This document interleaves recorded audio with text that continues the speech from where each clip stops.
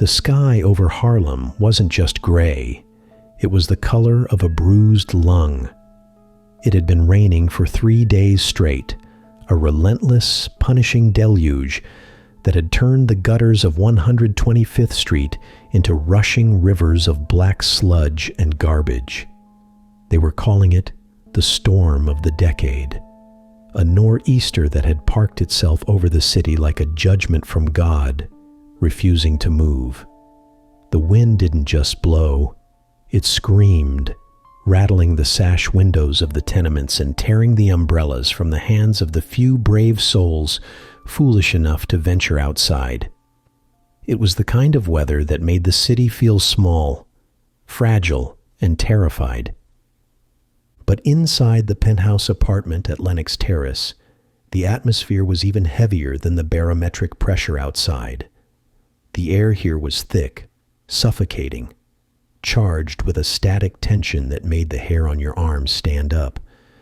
It smelled of stale coffee, expensive cigar smoke, and fear. Ellsworth Bumpy Johnson stood by the window, looking out at the drowning city. He was dressed in a suit of charcoal wool, pressed to razor sharpness, his tie knotted with mathematical precision. To the casual observer, he looked like a man ready for a board meeting. But if you looked closer, if you looked at the way his hands were clenched behind his back, the knuckles white as bone, you would see the truth. You would see a predator vibrating with a lethal, contained rage. He wasn't looking at the rain. He was looking at his reflection in the darkened glass, and behind that, the reflection of his wife. Mamie Johnson sat at the kitchen table. She hadn't moved in 4 hours. Her posture, usually so regal, so full of the natural grace of a queen, was brittle. She looked like a porcelain doll that had been dropped and glued back together, holding her shape, but threatening to shatter at the slightest touch. Her hands were wrapped around a cold cup of tea. She was staring at the telephone on the wall, as if it were a bomb that was about to detonate. "Eat something, Mamie," Bumpy said. His voice was a low rumble, barely audible over the drumming of the rain against the glass. "I can't," she whispered. She didn't look up. "How can I eat when she's out there, Ellsworth? In this? She's 8 months along. The baby." Bumpy turned from the window. The pain in her voice hit him harder than a bullet. Elise, his daughter, the one thing in his life that was supposed to be pure, the one thing he had tried so hard to build a wall around to keep the filth of his world from touching. She had been gone for 72 hours. It had happened on Tuesday, just as the first drops of the storm began to fall.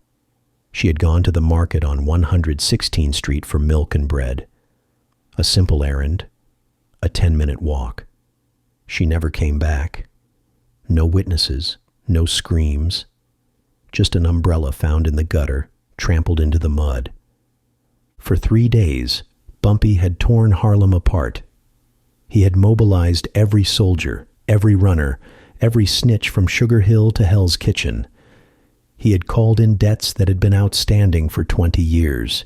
He had threatened, he had bribed, he had broken fingers and jaws in back alleys while the rain washed the blood away. Nothing. It was as if the earth had opened up and swallowed her whole.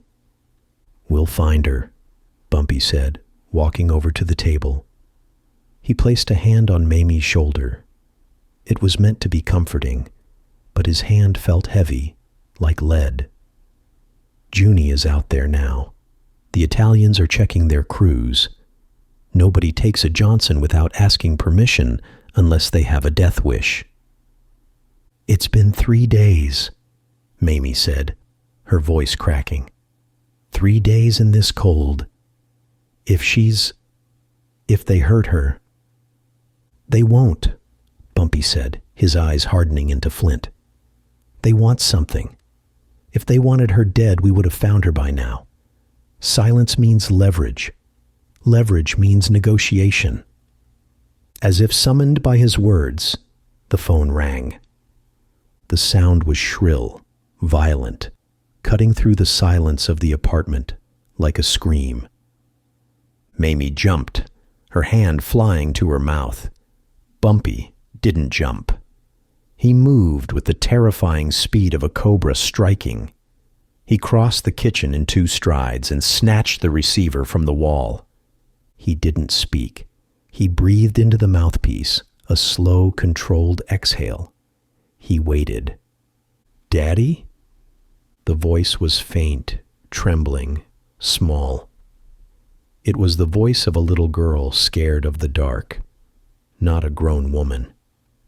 Bumpy's heart slammed against his ribs. He gripped the phone so hard the plastic creaked. "Elise," he said.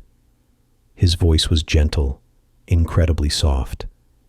"I'm here, baby. I'm here. Are you hurt?" "I'm cold, Daddy," she sobbed. "It's so cold.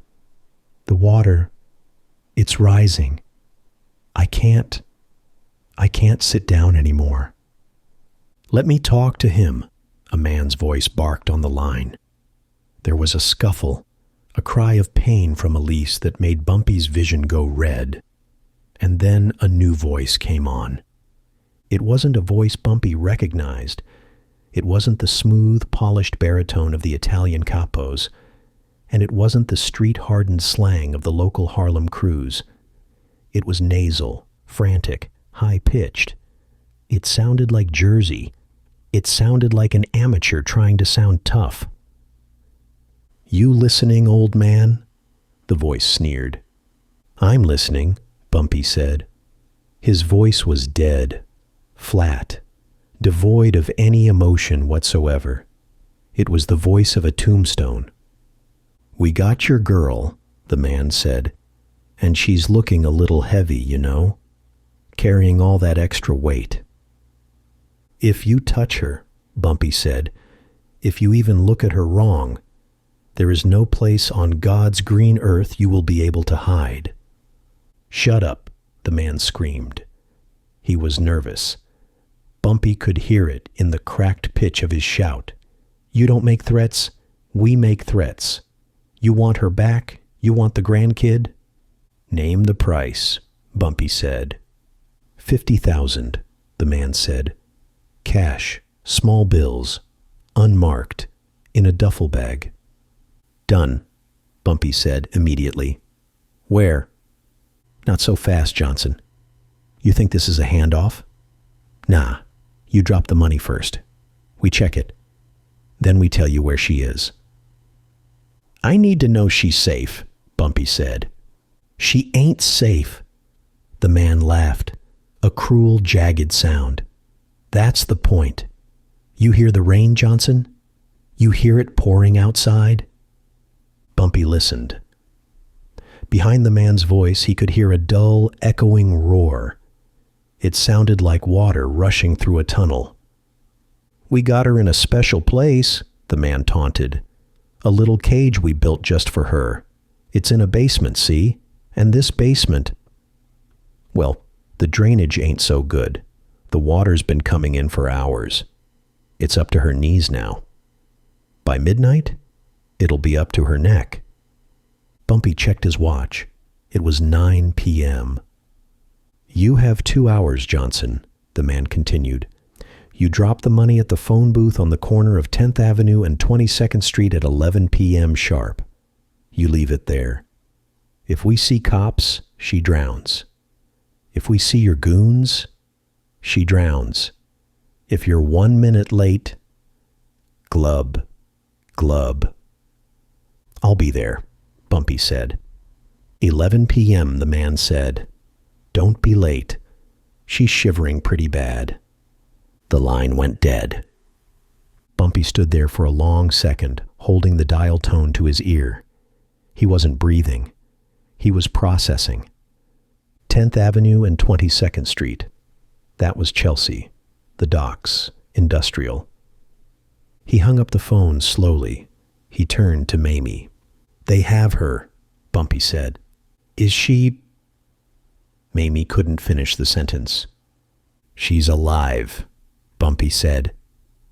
But we don't have much time. He walked to the closet and pulled out his heavy trench coat. He reached onto the top shelf and brought down a wooden box.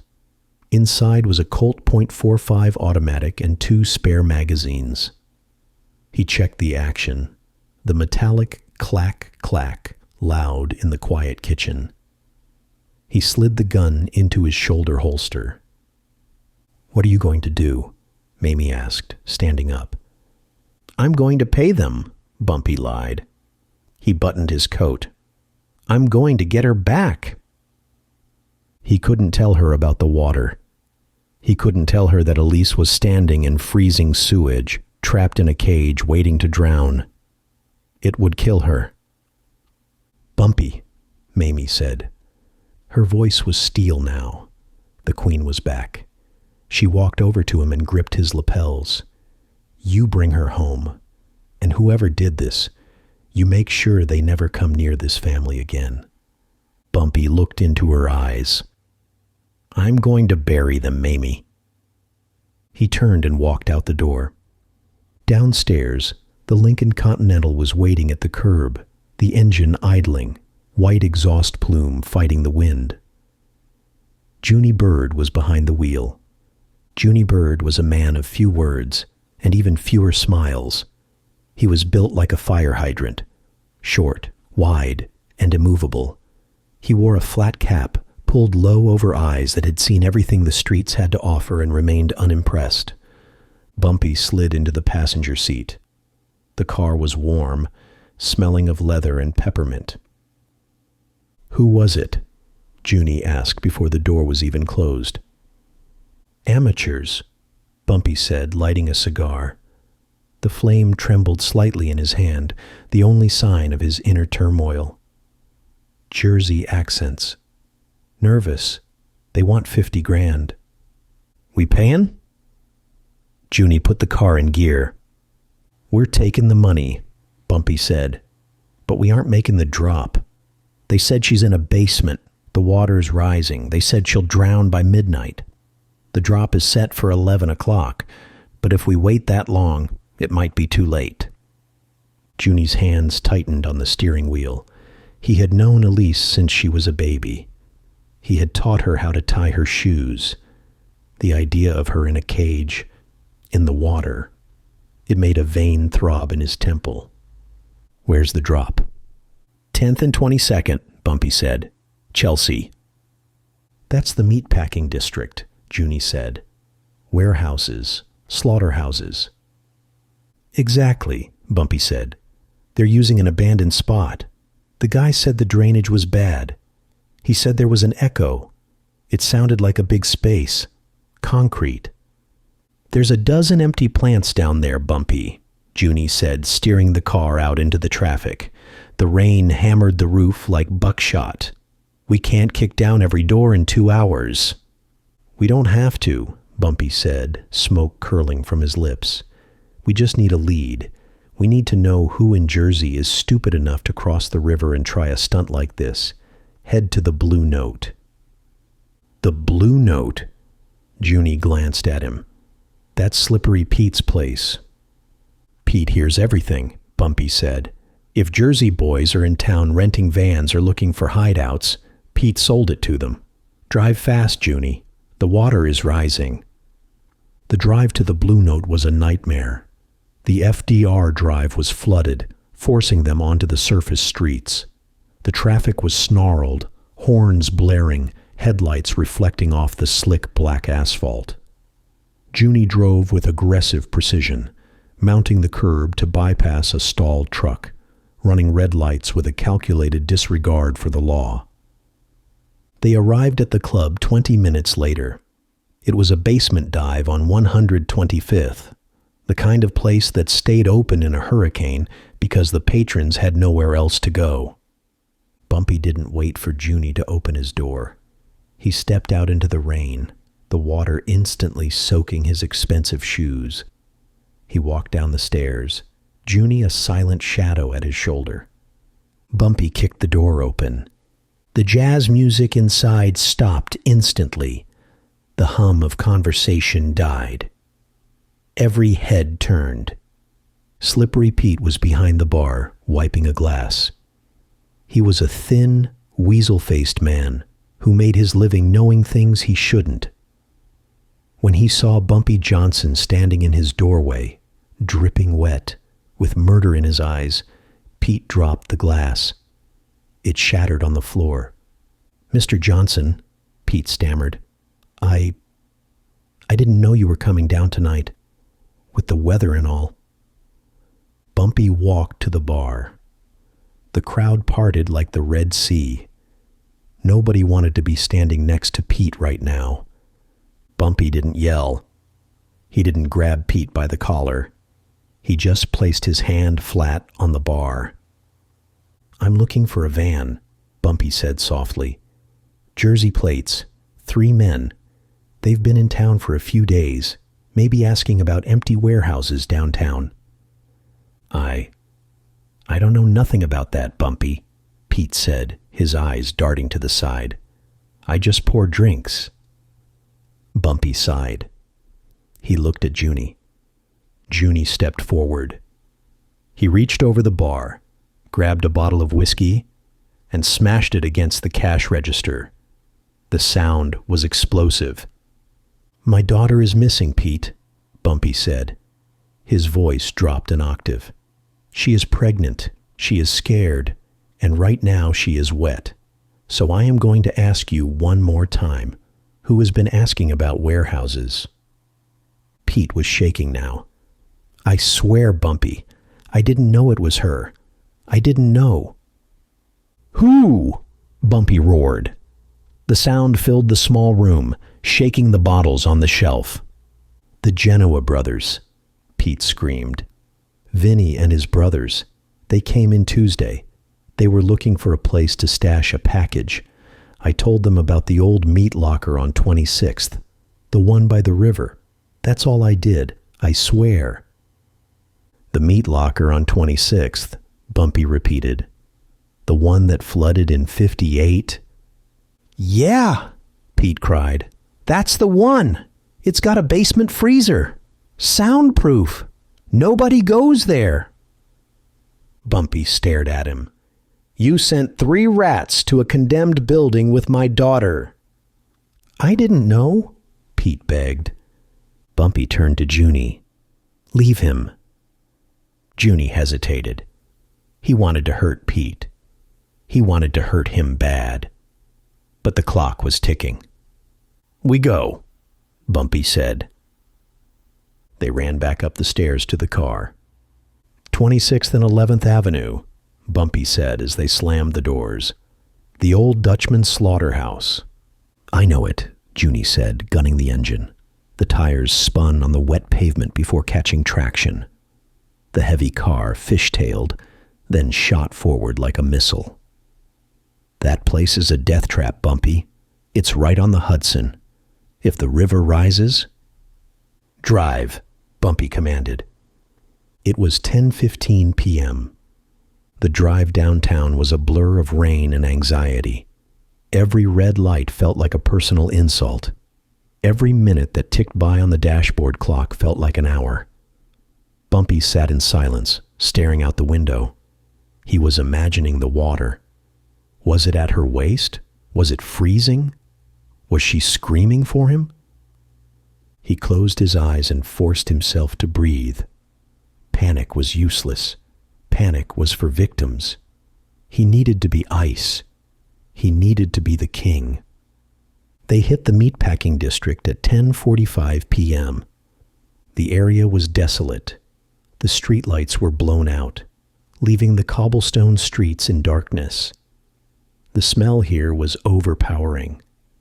Even through the rain, you could smell the copper tang of old blood, the rot of discarded offal, and the brine of the Hudson River. The river had breached its banks.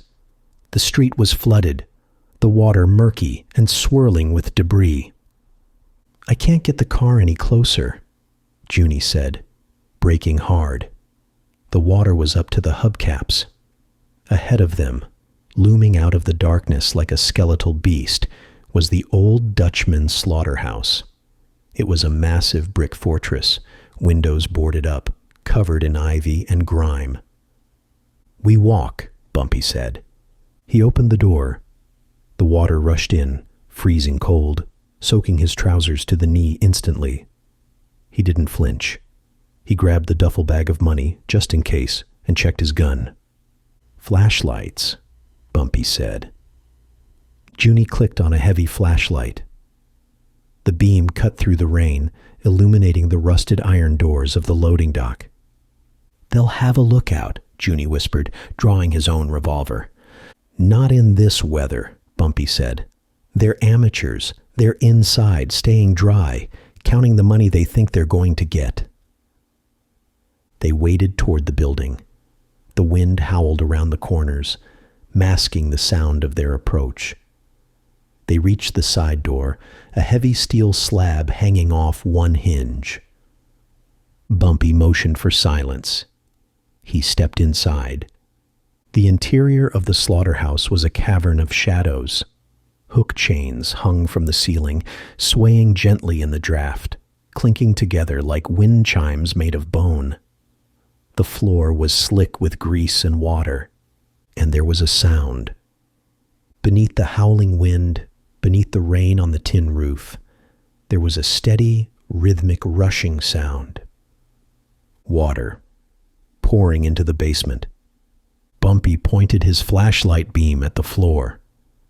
There were muddy footprints leading toward a metal staircase in the center of the room. Fresh footprints. "Down!" Bumpy mouthed. They moved toward the stairs. Bumpy moved with a grace that belied his age and size. He placed his feet carefully, avoiding the debris on the floor. He was a ghost in a charcoal suit. They reached the top of the stairs. The sound of water was louder here. It sounded like a waterfall. Bumpy looked down. Faint light was leaking from under a heavy freezer door at the bottom of the landing. He descended step by step. Junie was right behind him, gun raised. As they got closer, Bumpy could hear voices. "I'm telling you, Vinny, the water's getting too high," a voice whined. "What if she drowns before he drops the cash?" "Shut up, Tony," another voice snapped. "Vinny." "He's paying. Did you hear him on the phone? He was scared stiff. We get the money, we leave. Who cares what happens to her after that?" Bumpy's eyes narrowed.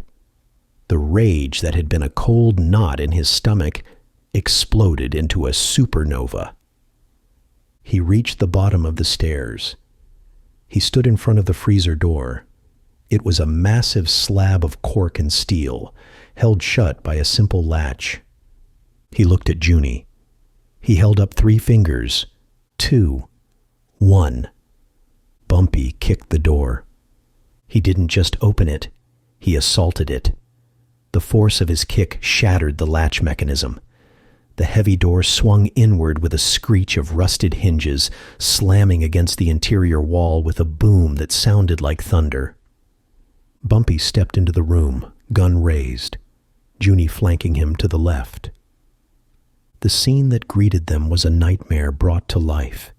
It was a large tiled room, once used for cold storage, but now it was a swimming pool of filth. The water was dark, swirling, and freezing cold. It was knee-deep in the main room and rising fast, gushing in from a cracked pipe in the ceiling and seeping up through the floor drains. In the center of the room, sitting on a raised concrete platform that was barely inches above the waterline, was a table. 3 men sat there, startled, scrambling for their guns which sat amidst beer bottles and cards. But Bumpy didn't look at them. He looked past them, to the back of the room. There was a cage, a rusted chain-link storage enclosure bolted to the floor at the lowest point of the room. The water inside the cage was waist deep. And standing there, gripping the wire mesh with blue, trembling fingers, was Elise, Her dress was soaked. Her hair was plastered to her skull. Her belly, round and heavy with Bumpy's grandchild, was submerged. She was shivering so violently that the chain link rattled. She looked up, her eyes wide with terror and hypothermia. "Daddy!" she screamed. The sound tore through Bumpy. Vinnie Genoa, a rat-faced man in a cheap leather jacket, recovered from his shock first. He lunged, not for his gun, but toward the cage. He splashed through the water and grabbed the bars right next to Elise's face. He pulled a long switchblade from his belt and jammed it through the mesh, pressing the tip against Elise's neck. "Freeze!" Vinnie screamed, his voice cracking. "One step and I stick her. I swear to God, I'll bleed her right here in the water." Bumpy froze. He had his gun leveled at Vinnie's head. A perfect shot. But the risk was too high. If Vinnie twitched, the blade would nick an artery. Junie froze on the left. His gun trained on the other two brothers, Tony and Sal, who were scrambling backward, fumbling for their snub-nosed revolvers. The room was a tableau of tension. The only sound was the rushing water, pouring in from the ceiling, rising inch by inch. "You made a mistake coming here, old man." Vinnie spat, trying to sound tough, but looking terrified at the sight of the two men in suits standing in the doorway. "You were supposed to drop the money at 10th and 22nd. "I have the money," Bumpy said. He held up the duffel bag with his left hand. His gun hand didn't waver. "It's right here. 50,000. "Kick it over," Vinnie yelled. "Kick it over, or the baby dies." Bumpy looked at Elise. She was crying silently, her teeth chattering. The water was creeping up her stomach. He looked at Vinnie. He memorized his face. He memorized the way his eyes darted around. He memorized the cheap gold chain around his neck. "I'm putting the gun down," Bumpy said calmly. "Bumpy, no," Junie hissed. "Do it," Vinnie screamed, pressing the knife harder. A drop of blood welled up on Elise's neck, washing away in the rain leaking from above. Bumpy slowly lowered the Colt .45. He crouched down and placed it on the dry concrete of the entryway. He stood up, showing his empty palms. "There," Bumpy said. "No guns. Just money. Take it, Vinnie. Take it and walk away. You win." He threw the bag. It splashed into the water in front of the table. The sound of the heavy bag hitting the water broke the spell. Greed is a powerful drug, and the Genoa brothers were junkies for it. Tony and Sal looked at the bag. They looked at each other. They lowered their guns slightly, their eyes huge. That was 50 grand. That was more money than they had ever seen. Even Vinnie wavered. His eyes flicked to the bag floating in the muck. "Go get it, Sal!" Vinnie shouted, keeping the knife on Elise. Sal waded forward, reaching for the bag. Bumpy watched him. He watched the water rippling. He watched the distraction. "Junie," Bumpy whispered. It wasn't a command. It was a statement of intent. The water was rising. The clock had run out. Negotiation was over. Bumpy Johnson wasn't here to make a deal. He was here to make a point. And as Sal's fingers touched the canvas strap of the bag, Bumpy moved. The storm outside was loud, but the storm inside the freezer was about to unleash hell. Sal's fingers closed around the damp canvas handle of the duffel bag, his eyes wide with the avarice of a man who thought he had just won the lottery. He didn't see the shift in Bumpy's stance. He didn't see Junie Bird's hand blur into motion beneath his coat. He was looking at the money, and that tunnel vision was the last mistake he would ever make as a free man. The explosion of violence in the confined, echoing freezer was deafening. Junie didn't hesitate. He didn't warn them. He simply drew the snub-nosed .38 revolver from his shoulder holster and fired a single, deafening shot. The bullet wasn't meant to kill. Junie was too professional for that. It struck the meat cleaver lying on the table next to Vinny's hand, sending a shower of sparks and shrapnel flying. Vinny flinched. It was a reflexive, involuntary jerk of the body, a survival instinct kicking in against the sudden thunderclap of gunfire. But that flinch was all Bumpy Johnson needed. In the split second that the knife point wavered from Elise's neck, Bumpy launched himself forward. He moved through the knee-deep water not like a man of 60, but like a linebacker in his prime.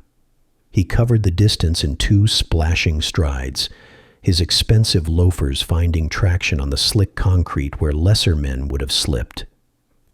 He didn't go for the knife. He went for the arm. Bumpy's left hand clamped around Vinny's wrist with the force of a hydraulic press. There was a sickening wet crunch as bone ground against bone. Vinny screamed, a high-pitched wail that echoed off the tiled walls, and the switchblade dropped harmlessly into the swirling black water. Before Vinny could draw a breath to scream again, Bumpy drove his right fist into the man's solar plexus. It was a short, brutal punch, delivered with the full rotation of his hips. Vinny folded in half like a cheap lawn chair, all the air rushing out of his lungs in a breathless wheeze. Bumpy grabbed him by the collar of his leather jacket and hurled him backward. Vinny flew through the air, crashing into the table where his brothers were scrambling, sending beer bottles and playing cards flying into the muck. "Junie!" Bumpy roared, never taking his eyes off the 3 men tangling in the water. "I got him, Bumpy!" Junie barked. He had advanced into the room, his gun leveled steady as a rock. "Don't move! You move, you die!" Tony and Sal, the 2 younger brothers, froze. They were scrambling in the water, trying to help Vinny up, but the sight of the dark barrel of Junie's .38 froze the marrow in their bones. They were bullies, not soldiers. They were used to intimidating shopkeepers, not facing down the most dangerous enforcers in Harlem. Bumpy turned his back on them instantly. He trusted Junie to hold the line. His only concern, his entire world, was the shivering woman inside the cage. "Elise," Bumpy whispered, his voice cracking with an emotion he rarely let the world see. He grabbed the padlock that held the cage door shut. It was a heavy, rusted master lock. He rattled it, but it held fast. "The keys!" Bumpy shouted without turning around. "Where are the keys?" "Vinny!" Junie shouted, kicking the gasping leader in the ribs. "The keys! Now!" Vinny, clutching his chest, wheezed and pointed to his belt loop. "Here, take 'em. Just don't shoot." Junie ripped the key ring from Vinny's belt and tossed them to Bumpy. Bumpy caught them out of the air, his hands shaking slightly. Not from fear, but from the adrenaline of a father seeing his child in hell. He fumbled for a second, finding the small brass key and jammed it into the lock. He twisted. The mechanism groaned, fighting the rust, and then clicked. Bumpy tore the padlock off and threw it onto the floor. He ripped the chain away and swung the gate open. He stepped inside the cage. The water here was deeper, swirling around his waist, freezing cold. It smelled of sewage and old death. "Daddy?" Elise whimpered. She was curled into a ball on the submerged mattress, her skin blue, her eyes unfocused. Is it really you?" "I've got you, baby," Bumpy said, scooping her up into his arms. She was heavy with the weight of the pregnancy and the waterlogged wool of her coat, but to Bumpy she felt light as a feather. He held her tight against his chest, trying to transfer his own body heat into her shivering frame. "I've got you. You're safe. The nightmare is over." He carried her out of the cage, stepping carefully through the debris. He looked down at her face. She was in shock, hypothermic, but she was alive. He could feel the baby moving against her stomach, a sign of life amidst the squalor. "Junie," Bumpy said, his voice dropping back to that ice-cold baritone. "Yeah, boss?" "Take her to the car," Bumpy commanded. "Turn the heater on high. Get her to St. Luke's. Don't stop for red lights. Don't stop for cops. You get her to a doctor." Junie looked at Bumpy, then at the three men cowering in the water, then back to Bumpy. He knew that look. He had seen it before, in the trenches of gang wars past. It was the look of a judge who had already passed sentence. "What about you, Bumpy?" Junie asked quietly. "I have some business to conclude," Bumpy said. "Go. I'll find my own way back." Bumpy passed Elise to Junie. Junie holstered his gun and took the girl gently in his massive arms. She clung to him, sobbing softly. "I'll be right behind you, baby girl," Bumpy whispered to her, brushing a wet strand of hair from her forehead. "Daddy just has to clean up a mess." Junie didn't argue. He turned and splashed toward the exit, carrying Elise up the stairs and out into the night. The heavy steel door at the top of the stairs clanged shut, leaving Bumpy alone in the basement with the Genoa brothers. The silence that followed was heavy, broken only by the relentless rushing of the water pouring in from the ceiling. It was louder now. The water level had risen another inch in just the few minutes they had been there. Bumpy stood in the center of the room. He reached into his soaked jacket pocket and pulled out his silver cigar case. It was waterproof, a gift from an Italian associate. He opened it, selected a cigar, and clipped the end with a small gold cutter. He placed the cigar in his mouth but didn't light it. He just stood there, watching the three men. Vinny, Tony, and Sal were slowly getting to their feet. They looked at Bumpy, standing there alone, unarmed, an old man in a ruined suit, and they made a calculation, a stupid, fatal calculation. There were three of them. There was one of him. The big guy with the gun was gone. "You made a mistake, old man," Vinny sneered, wiping blood from his mouth. He reached down and pulled a second knife from his boot, a small, nasty, serrated blade. "Sending your dog away? Now it's just you and us." Tony and Sal grinned nervously, spreading out to flank him. They picked up loose lengths of pipe from the debris pile. "We're going to kill you," Tony said, his voice gaining confidence. "We're going to kill you and take the money anyway." Bumpy didn't move. He didn't flinch.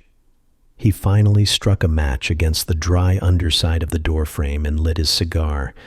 He took a long drag, the cherry glowing bright red in the dim light, and exhaled a plume of blue smoke that drifted up into the rain. "You boys are from Jersey, right?" Bumpy asked conversationally. "What's it to you?" Vinny stepped closer, waving the knife. "Jersey is nice," Bumpy said. "Open spaces, fresh air. Not like here. In Harlem we have rules. We have structure." "Shut up," Vinny lunged. Bumpy moved. He didn't run away. He stepped into the attack. As Vinny thrust the knife, Bumpy sidestepped with the fluidity of a matador. He caught Vinny's wrist again, twisting it violently outward. But this time, he didn't stop at the wrist. He drove his elbow straight into Vinny's face. There was a crack that sounded like a pistol shot. Vinny's nose shattered. He dropped the knife, blinding pain tearing through his vision. Tony swung the pipe. Bumpy ducked under the clumsy swing and drove a palm strike into Tony's chin. Tony's head snapped back, his teeth clicking together so hard he bit through his tongue. He collapsed into the water, gagging on blood. Sal turned to run. He realized too late that this wasn't an old man. This was a monster in a suit. But Bumpy was faster. He grabbed Sal by the back of his greasy hair and slammed his face into the steel doorframe of the cage. Sal crumpled, unconscious, before he hit the water. It took less than 10 seconds. Bumpy stood over them, breathing steadily. He adjusted his cufflinks. Vinny was on his knees, clutching his broken nose, blood pouring through his fingers. He looked up at Bumpy with pure, unadulterated terror. He finally realized who he was dealing with. This wasn't a businessman. This was Bumpy Johnson, the man who had survived Alcatraz, the man who had warred with Dutch Schultz. "Please," Vinny gargled. "Please, take the money. We're leaving. We won't come back." Bumpy looked down at him. He took another drag of his cigar. "You're right, Vinny," Bumpy said softly. "You won't come back." Bumpy reached down and grabbed Vinny by the collar. He dragged him toward the open cage. "No, no!" Vinny screamed, thrashing in the water. "What are you doing? No!" Bumpy threw him inside. Vinny splashed into the waist-deep water, crashing against the back wall. Bumpy turned to Tony, who was still moaning on the floor. He grabbed him by the belt and the collar and tossed him in like a sack of garbage. Tony landed on top of Vinny, coughing and sputtering. Then Bumpy dragged Sal, the unconscious one, and dumped him on the sodden mattress where Elise had been lying.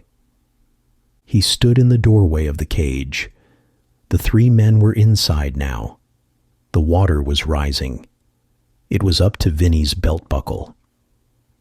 "You like cages, Vinny?" Bumpy asked. "You built this, didn't you? You reinforced the mesh. You welded the hinges. You wanted to make sure nobody could get out." "Let us out," Vinny screamed, grabbing the bars. "Are you crazy? The water is rising. We'll drown."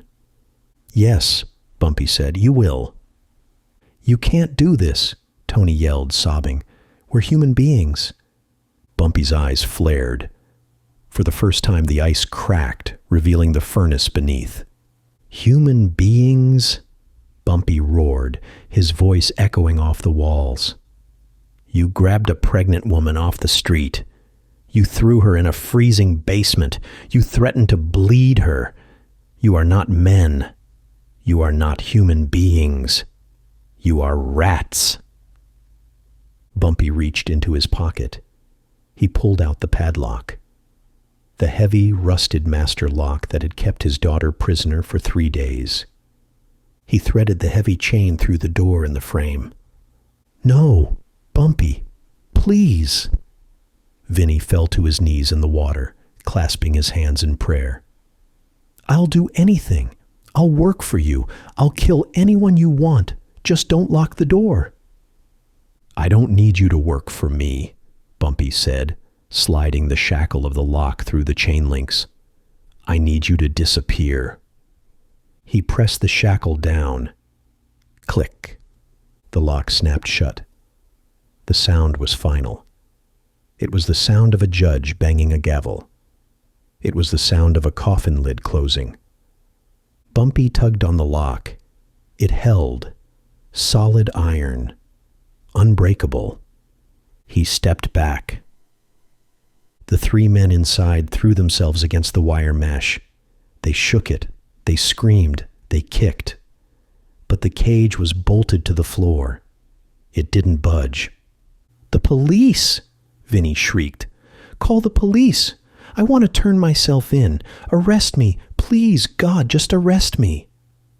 Bumpy laughed. It was a dry, humorless sound. "You want the police now?" Bumpy asked. 10 minutes ago you were tough guys. Now you want the law?" "Yes, yes," Tony cried. "Call them. Tell them we kidnapped her. Just get us out of here." Bumpy shook his head slowly. "The police can't help you boys. You see, this building, it's not on the patrol route. It's condemned, scheduled for demolition in 2 months. Nobody comes down here." He pointed to the ceiling where the water was gushing in, a steady, relentless torrent. "And the drainage," Bumpy continued, mocking Vinny's words from the phone call. "Like you said, it ain't so good. I'd say you have maybe 3 hours, maybe 4.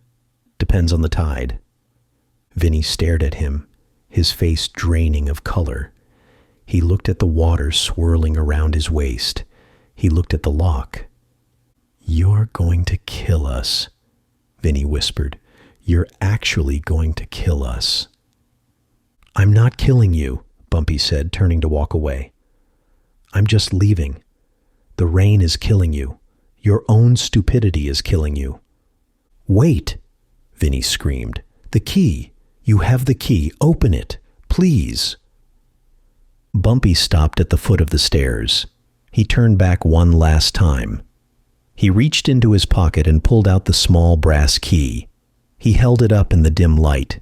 It glinted like a promise of salvation. The 3 men went silent, watching that key. Hope flared in their eyes. "You want this?" Bumpy asked. "Yes, throw it. Throw it here," Vinny begged, reaching his hand through the bars. Bumpy looked at the key. He looked at the men. "My daughter," Bumpy said softly, "asked you to let her go. She begged you. She told you she was pregnant, and you laughed. You told her to shut up." Bumpy closed his hand over the key. "I'm not laughing," Bumpy said. He reached up to the wall switch next to the stairs. "Goodbye, gentlemen." He flipped the switch. The single light bulb in the center of the room died. The basement plunged into absolute suffocating darkness. The screams that erupted from the cage were primal. They were the sounds of animals realizing they were trapped. Screams of terror, of regret, of absolute panic. "No, turn it back on. Don't leave us. Bumpy." Bumpy didn't answer. He walked up the stairs, guiding himself by the rail. The screams followed him, echoing in the stairwell, mixing with the sound of the rushing water. He reached the top of the stairs. He stepped out into the main slaughterhouse floor. He grabbed the heavy steel handle of the freezer door. He pulled it shut. Boom. The heavy insulation of the door cut off the screams instantly. It was silent in the warehouse now, save for the wind and the rain. The soundproofing that Vinny had bragged about worked perfectly. Nobody outside would hear a thing. Bumpy walked through the dark warehouse. He walked out the side door and into the storm. The rain was still falling in sheets, washing the blood from his knuckles, soaking his coat. But Bumpy didn't feel the cold anymore. He felt a strange, hollow warmth, the warmth of balance restored. He walked to the corner where the street flooded into a storm drain. The water was swirling violently, a vortex sucking debris down into the sewers of New York. Bumpy opened his fist. The small brass key sat in his palm. He didn't throw it. He didn't toss it with anger. He simply turned his hand over. The key fell. It hit the water with a tiny plip that was lost in the storm. It was sucked down into the drain instantly, carried away by the rushing current, down into the dark, wet bowels of the city, never to be seen again. He stood there for a moment, watching the water swirl. "Case closed," Bumpy whispered. He turned and began the long walk toward 14th Street. He needed to find a cab. It would take a while in this weather, but he didn't mind. He needed the time to think. He couldn't go to the hospital yet. Not like this. He looked at his suit, ruined by sludge and the filth of the slaughterhouse. He smelled of violence. He smelled of the grave. If he walked into St. Luke's now, Mamie would see the monster he tried so hard to hide. He needed to go home first. He needed to scrub the skin clean. He needed to put on a fresh mask. He arrived at Lenox Terrace an hour later. The apartment was quiet. Mamie was gone. She would be at St. Luke's by now, holding Elise's hand. Bumpy walked into the bathroom. He stripped off his ruined suit, the expensive wool heavy with water and mud. He threw it in the trash. He would never wear it again. He turned on the shower, making it as hot as he could stand. He stood under the scalding water for 20 minutes, scrubbing his skin until it was raw. He washed away the smell of the basement. He washed away the feel of Vinnie's bones snapping in his hand. He stepped out, dried himself, and dressed in a fresh suit, navy blue this time, a crisp white shirt, a silk tie. He looked in the mirror. The face staring back at him was the same face he had worn yesterday. Calm, composed, the face of a businessman, the face of a community leader. But the eyes were different. They were older. They had seen the line that separated men from monsters, and they had stepped over it without blinking. He took a cab to St. Luke's Hospital. The waiting room was quiet. Junie was standing by the door of room 304, looking like a stone gargoyle guarding a cathedral. When he saw Bumpy, he nodded once. A microscopic movement that said everything. "She's safe. It's okay." Bumpy walked into the room. It was warm here. It smelled of antiseptic and flowers. Mamie was sitting in a chair by the bed holding Elise's hand. Elise was asleep. She looked pale, small in the big hospital bed, but the monitors were beeping with a steady rhythmic pulse. Beep, beep, beep. The sound of life. Mamie looked up. Her eyes were red, but she was smiling. A tired, relieved smile. "The doctor said she's going to be fine," Mamie whispered. "The baby is fine. Strong heartbeat. She just needs rest. She was so cold, Ellsworth." Bumpy walked to the other side of the bed. He looked down at his daughter. He reached out and gently touched her cheek. It was warm. "She's safe now," Bumpy said. "Did you pay them?" Mamie asked. "Did you give them the money?" Bumpy looked at his wife. He looked at the woman he loved more than life itself, the woman he shielded from the darkest parts of his soul. "Yes," Bumpy lied smoothly. "I gave them what they wanted. They took it and left town. They won't be coming back." Mamie nodded, believing him. Or perhaps choosing to believe him, because the alternative was too terrifying to contemplate. "Good," she said. "I hope they spend it and rot." Bumpy smiled. It was a small, sad smile. "I think they will," Bumpy said. "I think they'll rot just fine." He pulled a chair up to the bedside. He sat down and took Elise's other hand. He closed his eyes, listening to the rain tap gently against the hospital window. Outside, miles away, in a dark, soundproof basement beneath the meatpacking district, the water was rising. It was silent there, save for the water. The screaming had stopped hours ago, or perhaps it hadn't. It didn't matter. There was no one to hear it. Bumpy Johnson squeezed his daughter's hand. He was a father. He was a husband. He was a killer. And tonight, he slept the sleep of the just. Thanks for listening, folks. If you liked that video and want more, be sure to like the video and subscribe so you don't miss any Bumpy Johnson stories.